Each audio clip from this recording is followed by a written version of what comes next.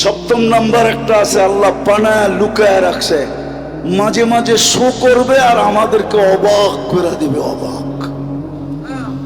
জান্নাতেও সমুদ্র সৈকত আছে দুইটা, বাংলাদেশের লোকে মিল আছে, বাংলাদেশ জান্নাতের সাথে মিল আছে, বাংলাদেশও দুইটা সৈকত, জান্নাতেও দুইটা সৈকত। বাংলাদেশের একটার নাম কুয়াকাটা, একটার নাম কক্সবাজার, জান্নাতের একটার নাম বাইদাজ আর একটার নাম বাইদাক। সকালে এক জায়গায় যাবে, বিকালে আরেক জায়গায় যাবে, ডেলি যাবে। প্রথম আড্ডা দিবে, তারপরে ওইখানে খাওয়া দাওয়া হবে, কুদরত দিয়ে পাকায় আল্লাহ আইটেম পাঠাবে। যখন বাড়িতে ফিরতে শুরু করবে তো পর্দার ভিতর থেকে বাড়ি করে একটা ছেড়া দিবে, বুঝছো না? মনে হয় বোঝে নাই। চোখে চোখ লাগতে লাগতে দেরি, তোমার বুকে লাগতে দেরি হবে না। আজ পর্যন্ত কেউ দেখে নাই, তুমি ব্যতীত আর কেউ দেখবে না। প্রথম তুমি দেখবে, শেষ তুমি দেখবে, কেউ দেখে নাই। হাঁটু পর্যন্ত, মুষ কামর পর্যন্ত, আম্বার কাপ পর্যন্ত সাফরান চেহারা বানাইছেন হোয়াইট কাফুর দিয়া। 120 ফিট লম্বা হবে, চুলটিও 120 ফিট লম্বা হবে। 3 কিলোমিটার ঘেরের কুচি লাগানো লেহেঙ্গা পরা থাকবে। সুতার লেহেঙ্গা না, নূরের সুতা দিয়া কাপড় বানাবে। আমাদের নবীজি চোখে দেখা ঈশা আমাদেরকে বলছে। জাদু যদি জানতাম যুবক, আজকে সুযোগ ছিল। সামিয়ানা তো নাই, ডাইরেক্ট পর্দা সরায় দেখায় দিতাম তোমাকে, ওই যে দেখ চায়া আছে। জাদু তো জানি না। হ্যাঁ, হায় হায়, আল্লাহ রসুল পায়ের রূপের কথা বলছে। লাউ কাশাফা সাকাইহি লাগাবা দাউ শামস, পাও খুলে দিলে সূর্য চিরদিনের জন্য আলো হারায় ফেলবে। লাউ যাহিকা আলা দুনিয়া লাতানাওয়ারাতিদ দুনিয়া কুল্লা, দুনিয়ায় হাসি দিলে সারা দুনিয়া আলোতে আলোকিত হয়ে যাবে। লাউ বাসাদা সাবআতি আবহুর লাসারা আযবা, 7 সমুদ্রে থুতু দিলে পানিগুলা মধুর মতো মিষ্টি হবে। বলো যুবক, ওই ঠোঁটে কিস দিলে কেমন হবে?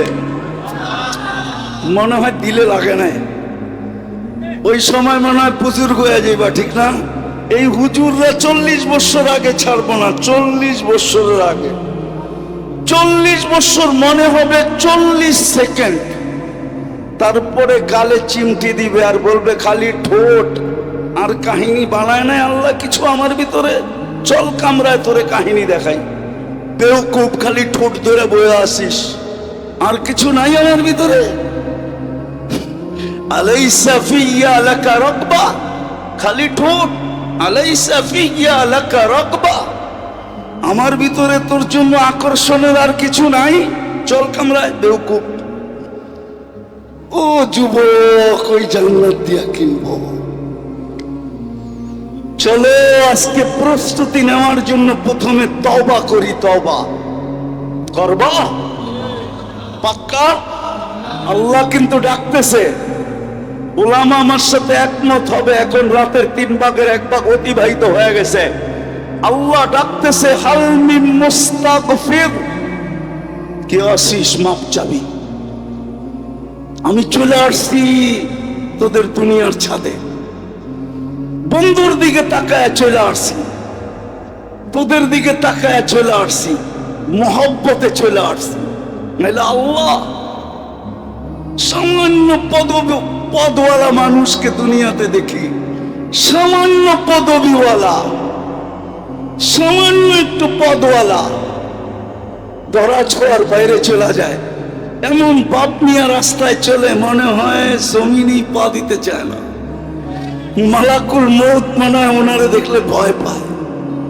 আর আল্লাহ 99 পদের মালিক, শুধু আল্লাহ, যিনি রহমান, যিনি রহিম, যিনি মালিক, যিনি কুদ্দুস, যিনি সালাম, যিনি মুমিন, যিনি মুহাইমিন, যিনি আজিজ, যিনি জব্বার, যিনি মুতাকাব্বিরুল খালিকুল বারিউল মুসাব্বিরুল গফফারুল কাহ্হারুল ওয়াহ্হাবুর রাজ্জাকুল ফাত্তাহুল আলিমুল কাবিতুল বাসিতুল খাফিদুল রাফিউল মুইজ্জুল মুদিল্লুস সামিউল বাসীরুল হাকামুল আদলুল লতীফুল খবীরুল হালিমুল আযীমুল গফুরুশ শাকুরুল আলিকুল কবীরুল হাফিজুল মুকিতুল হাসিবুল জলিলুল করিমুর রকিবুল মুজিবুল ওয়াসি আল হাকিমুল ওয়াদুদুল মজিদুল বাঈতুশ শহীদুল হকুল ওয়াকিলুল কবিয়ুল মতিনুল ওয়ালিকুল হামিদুল মুসি আল মুবদি আল মুঈদ আল মুহয়ি আল মুমীত আল হাইয়্যু আল কাইয়্যুম আল ওয়াজিদ আল মাজিদ আল ওয়াহিদ আল আহাদ আস সামাদ আল কাদির আল মুক্তাদির আল মুকদ্দম আল মুআক্খার আল আউয়াল ওয়াল আখির আল যাহির ওয়াল বাতিন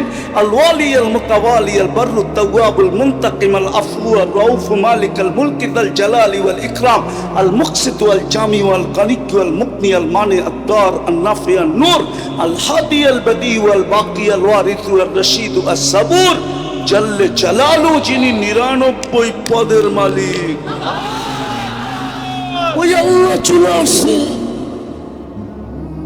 ওই আল্লাহ ডাকতেছে রাজি তওবা করতে হ্যাঁ রাজি কে কে রাজি দেখি তাইলে বলে দাও আল্লাহ অতীত থেকে তওবা করলাম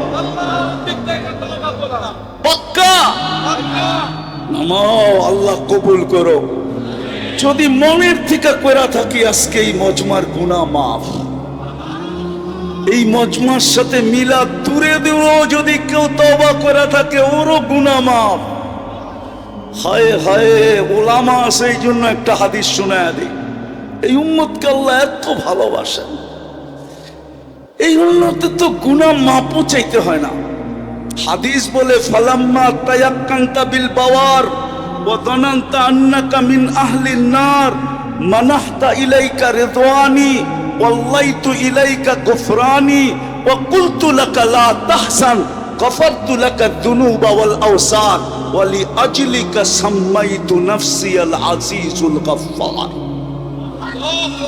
আল্লাহ বলে উম্মতে মুহাম্মদী যখন ভাবে যে আমি বুঝি দুযোগী হয়ে গেলাম ওরই ভাবনা আমাকে জায়গায় থাকতে দেয় না আমি রেজার চাদর দিয়ে ঢাকতে দেরি করি না মাগফিরাতে ডুবাইতে দেরি করি না ছুটা আয়সা কুদরতি হাত ওর পিঠে লাগায় বলি চিন্তার কোনো কারণ নাই তোর ভাবনাই আমি তোর গুনাহ মাফ করে দিলাম তোর জন্যই তো আমি আজিজুল গফফার আর মাপ চাইলে কিরম হবে চলেন প্রস্তুতি নেই মুহাম্মদুর রাসূলুল্লাহ এই জন্যই আসছিলেন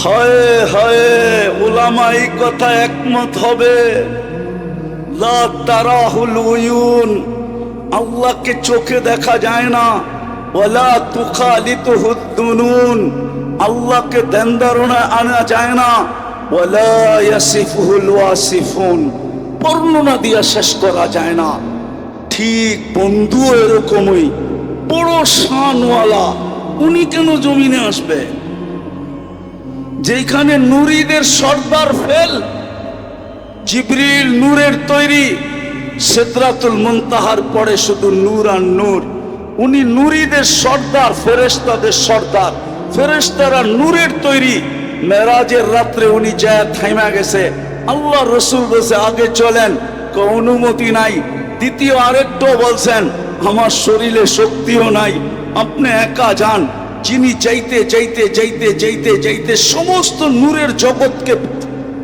নূরের জগৎকে ভেদ করে আরশের নিচে পড়ছেন আরশের নিচ থেকে আরশের উপরে ওইখান থেকে কবা কাউসাইনিয়াও আদনা কবা কাউসাইনিয়াও আদনা কবা কাউসাইনিয়াও আদনা তাকাররুব অর্জন করতে করতে করতে করতে আল্লাহ বলে কবা কাউসাইনিয়াও আদনা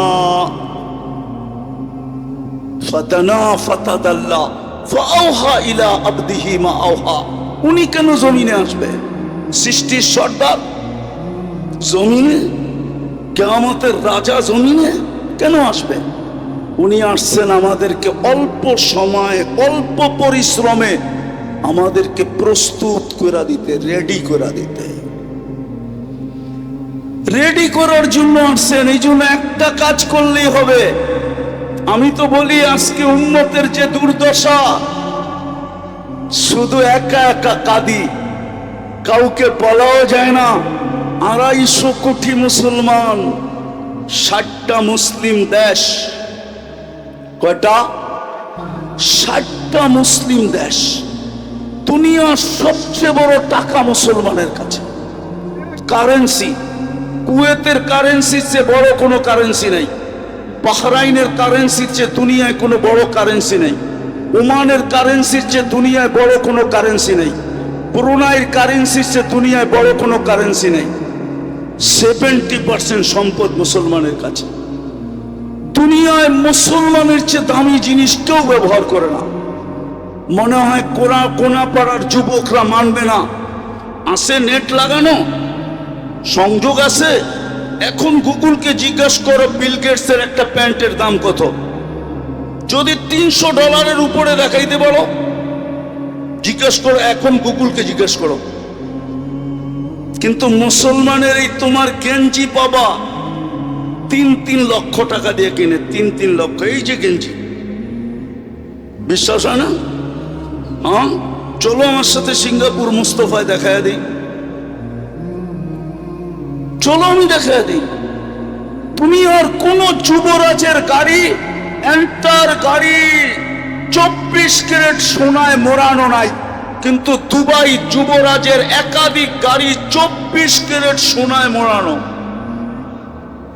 ব্রুনাইয়ের প্রেসিডেন্টের এন্টার গাড়ি সোনার পার্টস। তারপরে মুসলমানের এই দুরবস্থা কেন?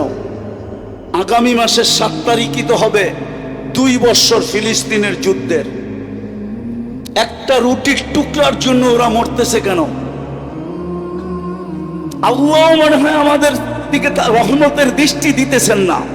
আর দিবে তো দিবে কি করে? বন্ধুকে তো পাঠাইছিলেন প্রস্তুতির জন্য, বড় কম সময় দিয়া, কম পরিশ্রম দিয়া। চলেন একটাই নিয়ত করি, একটাই যদি করতে পারতো এই মুসলমান 100%, তাইলে একটাই যথেষ্ট ছিল। আজকে আল্লাহ ডেলি 5 বার ডাকে, শতকরা 90% মানুষ নামাজ পড়ে না। এই মজমায় আছে বেশিরভাগই হবে এসাও পড়ে নাই। কে ডাকে? হ্যাঁ, সারাদিন বুক করি কাটটা। হায়াত কার কাছে? মৌত কার কাছে? সুস্থতা কার কাছে? অসুস্থতা কার কাছে? এন্টার বডি কে কন্ট্রোল করে? প্রযুক্তির দিকে তাকাইলে তো এটার ভিতরে চলার কিচ্ছু নাই। আমাকে বিজ্ঞান বুঝাইতে পারবে না যে এটার ভিতরে প্রযুক্তি দিয়া কেমনে এটা চলে। চোখে তো দেখার মতো উপাদান নাই, দেখে কি করা? কানে তো শোনার মতো উপাদান নাই, এটা বিজ্ঞানী বলে, তো কান শুনে কি করা? মুখে তো বলার মতো কোনো উপাদান নাই, তাইলে মুখ বলে কি করা? হার্ট চলে বাল্ব দিয়া, বাল্ব চলে কি দিয়া? বিজ্ঞানের কাছে এটার কোনো জবাব নাই।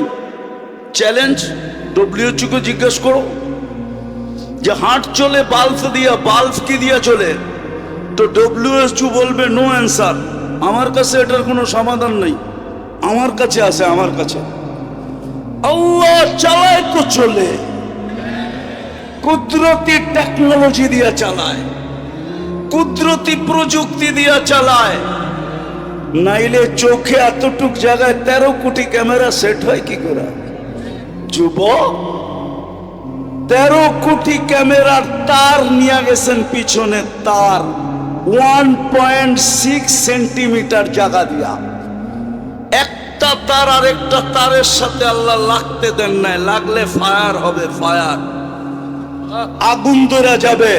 তুমি সব উল্টা দেখবা, ওই আল্লাহ কুদরত দিয়া দেখায়। সরিষার চেয়ে ছোট বিজ্ঞান এখনো, সরিষার আকৃতিরই এখন পর্যন্ত বিজ্ঞান ক্যামেরা বানাইতে পারে নাই। পারছে নাকি? গুগলে সার্চ দাও, গুগল খালাম মারে শিখাও না পারছে কিনা।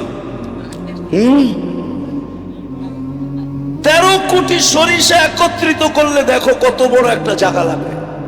এর চেয়ে ক্ষুদ্র, শতগুণ ক্ষুদ্র ক্যামেরা পাঠায় দিছে, একটা করলেই হতো।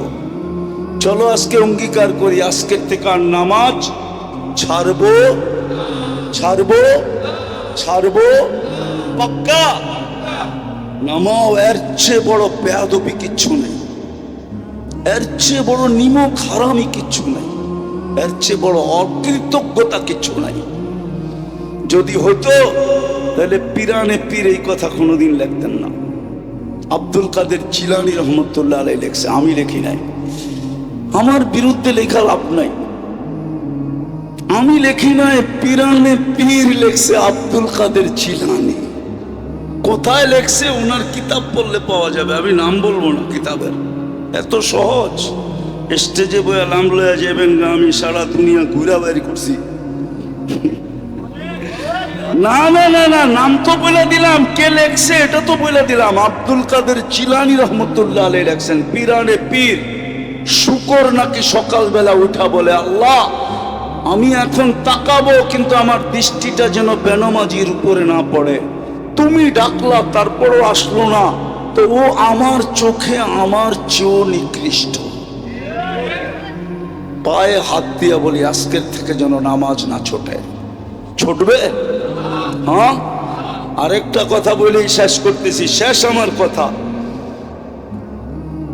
শেষ আমার কথা। যতদিন আমাদের দেশে, একটু আগেই বলছিলাম, একটা হলো মাটির নিচে আধ্যাত্মিক শক্তি লুকানো আছে, আরেকটা হলো বাহ্যিক শক্তি। আধ্যাত্মিক এই মাদ্রাসা মসজিদ আলেম ওলামা, এটা বাহ্যিক শক্তি। আপনি জানেন না, আপনি আলেমদের বাড়িতে সিসি ক্যামেরা লাগায়া মনিটরিং করেন না, হাজারো আলেম আছে রাত্রে উঠা চোখের পানি এই মাটির জন্য চড়াইতে থাকে। এই তিন বাহ্যিক শক্তিকে যদি আমরা টিকায় রাখতে পারি, আমার কথা লেখা রাখেন, আমি বাঁচি আর না বাঁচি, বাংলাদেশ নড়বে চড়বে পড়বে না না না। এই দেশে কোনো বিপর্যয় ইনশাআল্লাহ কেউ আনতে পারবে, মাটি ওকে কিক মারা দিবে, কিক। এই জমিনই ওকে কিক মারবে, আমাদের মারতে হবে না। এই জমিনের ভিতরে ওই শক্তি আছে। আপনি জানেন না এই জমিনে মাদ্রাসা কখন থেকে শুরু হয়? সর্বপ্রথম মাদ্রাসা বুখারী শরীফ এই জমিনে পড়ানো হয় 1268 সনে। কত কত বছর হয়েছে? প্রায় 800 বছর। 12 থেকে 2000 কত? 800। 1268 সনে আবু তৈয়ামা রহমতুল্লাহ আলাইহি প্রথম মাদ্রাসা খুলছেন। সোনার গায়ে দাওরায়ে হাদিস প্রথম পড়াইছেন উনি, হাদিস প্রথম পড়াইছেন। তারপরে নিচের দিকে নামছেন 1268 সনে। বিদায় এই জমিনের একটা ইতিহাস আছে, আমরা যতদিন ধরে রাখবো ইনশাআল্লাহ এই জমিন বেঁচে থাকবে, ঠিক না? আরে বুঝাইতে পারলাম না আপনাদেরকে, এই জন্য এটাকে টিকা রাখা আমাদের দায়িত্ব।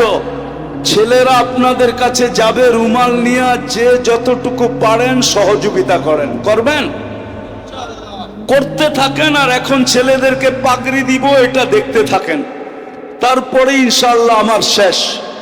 জলদি পাঠান ছেলেদেরকে, উঠে